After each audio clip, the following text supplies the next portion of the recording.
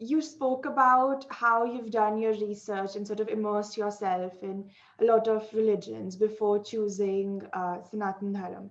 But what is the difference between Sanatan Dharam, the Dharmic worldview, and let's say the Abrahamic religions?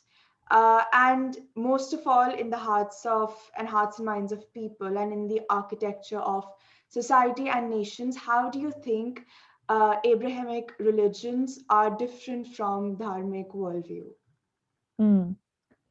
Yeah, so I was raised in, the Catholic Church, very strongly in the Catholic Church from a young age and in Catholic school. So I was in that world for a very long time.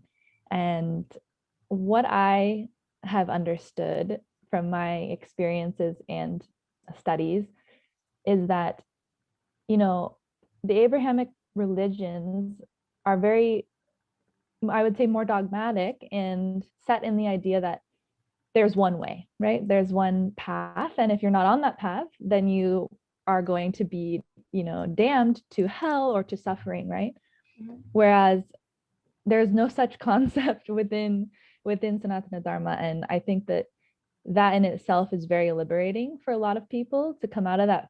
I think it's very centered in fear, the Abrahamic faiths, a lot of them. And I think a lot of people rebel against their religion being raised in these faiths because their context is very much based in fear and based in a separation of ourselves from God and ourselves from one another also as other human beings. Whereas within Hinduism, that concept doesn't exist, and it is all about respect for all life, oneness, and acceptance of a multitude of paths within even the umbrella of Hinduism. There's an acceptance of so many different forms of devotion or belief. There's not one way.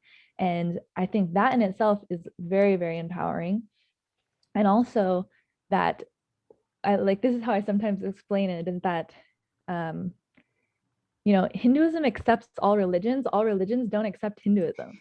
And I think that's what is drawing more and more people that are awakening spiritually into it, because it is inclusive and so respectful of all beliefs, but sadly, the same thing doesn't necessarily reflect in other faiths. I wish that it did. And that's not to say that there aren't beautiful people who are in those faiths and a part of those faiths, right? Or who are finding something fulfilling in them. But I think the system and the structure and the organization of them has undergone a lot of corruption over the years and been used as a tool of colonialism worldwide as well, and colonization of lots of indigenous traditions and faiths, which is like intertwined, and I think in that ideology. Mhm.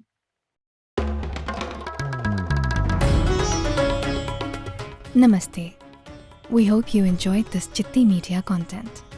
Please remember to subscribe to us and switch on the notifications for this channel. For our other social media links, more content, and to support our work, please visit citti.net. Dhanyavad. Namaskar.